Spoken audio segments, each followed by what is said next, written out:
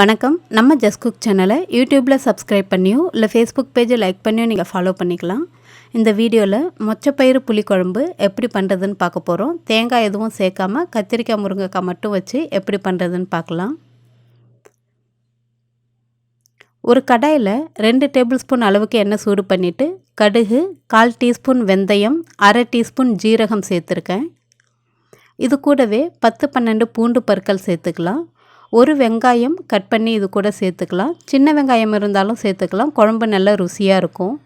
ஒரு கொத்து கருவேப்பிலை சேர்த்துட்டு வெங்காயத்தை லேசாக வதக்கி விட்டுடலாம்.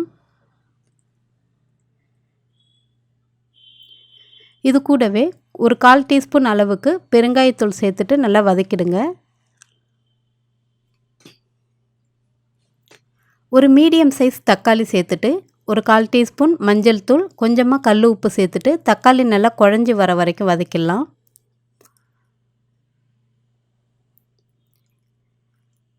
கத்திரிக்காய் 2 கத்திரிக்காய் நான் கட் பண்ணி சேர்த்துருக்கேன். மொச்சப்பயிறு நைட்டு ஃபுல்லாக ஊற வச்சுட்டு காலையில் ஒரு 6லேருந்து 7 விசில் வரைக்கும் வேக வச்சு நான் எடுத்திருக்கேன். தேவையான அளவு மொச்சப்பயிரையும் இது கூட சேர்த்துக்கலாம்.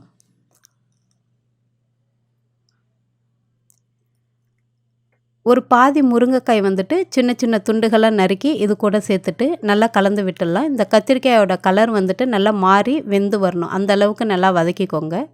நீங்கள் மொச்சப்பயிறு ஊற வைக்க மறந்துட்டீங்க அப்படின்னா குக்கரில் போட்டுட்டு நல்லா வறுத்துட்டு ஒரு 6லேருந்து 7 விசில் வரைக்கும் தண்ணி விட்டு வேக வச்சிங்க அப்படின்னா நல்லா வெந்து வந்துடும்.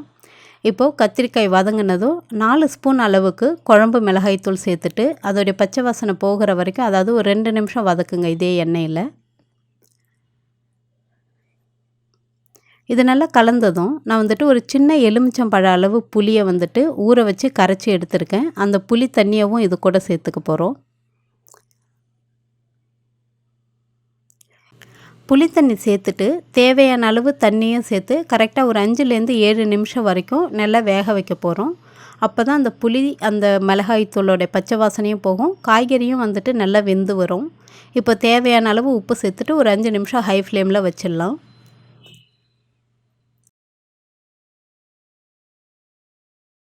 இப்போது 5 நிமிஷம் பொறுத்து குழம்பு நல்லாவே கொதித்து வந்திருக்கு. இதை இன்னும் மிதமான தீயில் ஒரு 5லேருந்து 7 நிமிஷம் வச்சிங்க அப்படின்னா அழகாக எண்ணெய் பிரிஞ்சு குழம்பு சூப்பராக தயாராகிடும். இப்போது பார்க்குறதுக்கு குழம்பு நல்லா திக்காகி வந்திருக்கு. நல்லா எண்ணெய் பிரிஞ்சு அழகாக தயாராகிடுச்சு.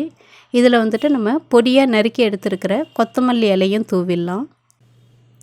இந்த மொச்சப்பயிறு குழம்பை சூடான சாதத்தோடு வச்சுட்டு அப்பளமோ அப்படி இல்லைன்னா என்ன காய்கறி கூட்டோ வச்சு சாப்பிடும்போது ரொம்பவே டேஸ்டியாக நல்லாயிருக்கும். நீங்களும் ட்ரை பண்ணி பார்த்துட்டு எப்படி இருந்துச்சுன்னு சொல்லுங்கள். நன்றி, வணக்கம்.